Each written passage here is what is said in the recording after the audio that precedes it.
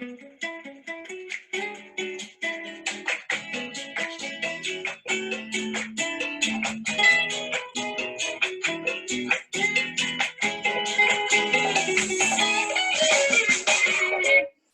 guys, it is Ella, and today we are going to be discussing in podcast 3 plastic in the pandemic. Now, plastic in the pandemic has caused many far-reaching effects, many of which were entirely unexpected. Now, the existing global issue of plastic pollution has been widely reported to have been exacerbated by the pandemic. Now, plastic pollution is one of the greatest threats to our human planet, as I'm sure everyone is aware. Now, to keep the disease going, it is making this problem worse. This is a quote that was said in Wuhan, China, which is the location where coronavirus started. Now, plastic pollution is one of the greatest threats, like I said, but there is always an upside to the down. Now, in this podcast, we are going to be discussing the positive and negatives and the effect of the realization of the issue.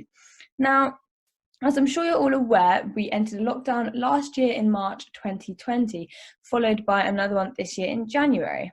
At the end of March this year, 2021, the Guardian newspaper published an article about how the COVID PPE had been killing our animals. And for some of you who may not know, PPE stands for Personal Protective Equipment. Now, this is at a higher rate than usual. The Guardian has been able to provide and inform what kind of encounters PPE has had with animals. Now, it has been reported that a serotine bat has been trapped between two masks in the Netherlands, which would have obviously not been a risk before COVID. Now, as well as this, a hedgehog has been entangled between gloves, and the issue continues across the world, not just in these two locations, and is also apparent in Malaysia, when a monkey was attempting to even eat a mask. This seems so cruel, as they do not have the same realizations as us, and they may get confused. Now, it has also been noted by a professor called Professor Brungart, and he ran tests that were used on surgical masks. So these are the ones that we would use to go out and the ones that are not reusable. Now, he said that he found chemicals such as carcinogenics within them, and carcinogenics are associated with the risk of developing cancer. Now, personally, to me, this all seems ironic, as PPE are products that are meant to help us sustain lives. And are they in fact killing lives?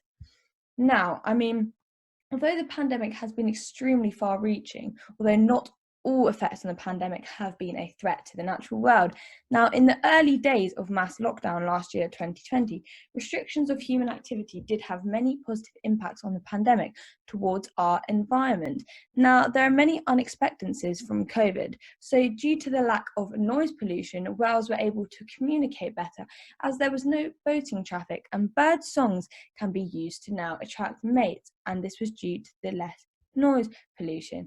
Now, I'd firmly associate myself with the idea that the negatives do firmly outweigh the positives, and hearing statistics does help me visualize something. So here are a few for you in case you need help visualizing this. So a 40% escalation of disposable PPE production from the global population adheres to a standard of one disposable face mask per day after lockdown ends. Now, the pandemic could result in a monthly global consumption and waste of 129 billion face masks and 65 billion gloves. Now, what do these figures mean to you? So for us, they may seem insignificant, but if you take into consideration our population is 7.9 billion, imagine you are in a space with 7.9 billion people, which does seem unimaginable, but this is 16.3 times more face masks than our population. Now, the COVID-19 itself has no impact, but the human behaviour we adapt our lives to does. Now, I'm going to discuss some of the effects that the pandemic has triggered. Although the vaccine rollouts have been key to be keeping our COVID at plateau, due to the millions of vaccinations, this means that plastic syringes have to be used, which are also further obviously contributing to our plastic solution. And this is when it does get complicated, because every day we use tons and tons of plastic. This can be subconsciously or consciously. Now, the plastic within the materials of our clothes, the plastic bag, maybe our parents put our lunch in, plastic bottle you may have got from the shop. Now, an increase in disposable products, PPE, face masks, hand gel, medical equipment, syringes for vaccines, has all increased as a result of the pandemic. Now, on the topic of supermarkets, did you know that the 5p charger bags has also been outruled recently? This is due to the benefits for the public health. Now, there has been many concerns that the careless use of single-use plastic bags is almost becoming a trend. Now, many people consume the food products that they obviously feel safe with. They get a sense of reassurance. So this may be food covered in a lot more packaging.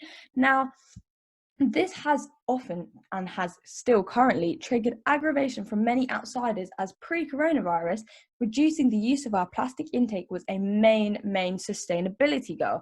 Now, the pandemic has not meant that plastic is better for the environment, but it has changed our priorities towards plastic. This is for businesses as well as civilians. Now, as most people know, throughout the COVID-19 pandemic, a lot of businesses have gone bust. But for this task, I want you to total the amount of single-use plastic you have had in your fridge, which is currently different to what you may have seen before the pandemic. And also, if you could go to the supermarket and pick out 2 things that you have noticed a difference in. So now I am going to be doing an interview with an environmentalist lawyer who is going to give a small insight on what they feel about plastic towards the pandemic. Okay, so the first question we have got is, what is your view on the changes in the use of plastic as a result of the pandemic? Okay, well, obviously there's been a large increase in the use of PPE equipment, both in the medical profession and also by the general public. I think the large quantity of PPE used by doctors and hospitals, etc., is kind of inevitable, and also things like masks and gloves by the general public, both in their day-to-day activities and also when they visit shops and things like that. And then you have things like the increase in use of single-use plastics in, I guess, things like takeaway containers, bags, and other packaging material used for shopping, deliveries, and things like that. I think, like most things, there's a positive and a negative. I think there are definitely some positive factors for the environment that have come out of the pandemic, but certainly a lot of additional packaging material and the face masks and gloves and stuff like that being a sort of unwanted side effect. From the medical point of view, that's something that is necessary, but one of the most important things is that the plastic products are disposed of correctly. And I think obviously the medical profession is very good at that, and they're used to treating waste properly, whereas the general public are not used to it. That's where we've got some of the problems that have arisen because of people discarding these products and get into the environment, for example, into the water courses, into the sea and rivers, and cause pollution. Okay, thank you. And the next question is, in the context of the pandemic, do you see plastic as a polluter or a protector? So I think it's obviously both. I think it's definitely a protector. It's there's no doubt that it's extremely valuable as a way of cheaply allowing people to be safer in a dangerous environment with the potential for infection. But it is also, without doubt, a polluter. And again, as I said, a lot of it, I think, is down to the way the waste is handled. Because if we can do that properly and prevent it getting into the environment, and also adapt behaviours so that we don't need to use, for example, disposable masks all the time. I use cloth masks which can be washed. I'm not sure of the exact efficacy on how effective they are compared to disposable ones, but I think now we've been in this situation for over a year. Obviously, using daily disposable masks by everyone would create a huge amount of waste. So there are obviously ways we can mitigate it.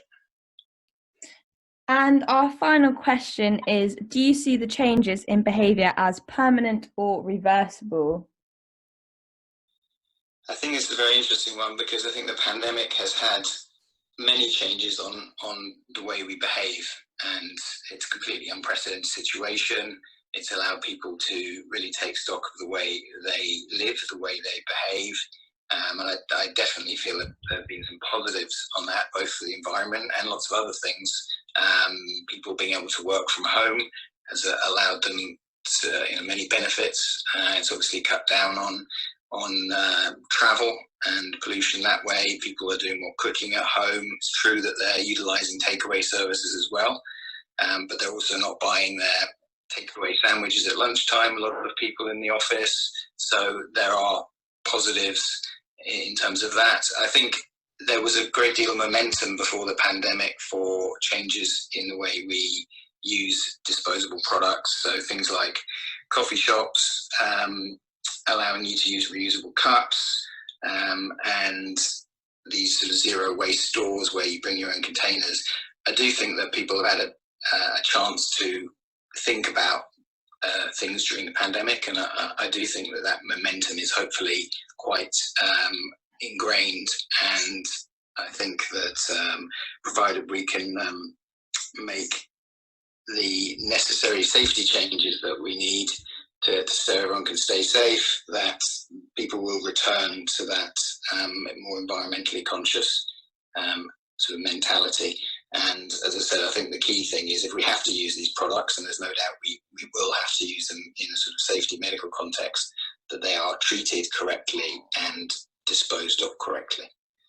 So that's my feeling on it.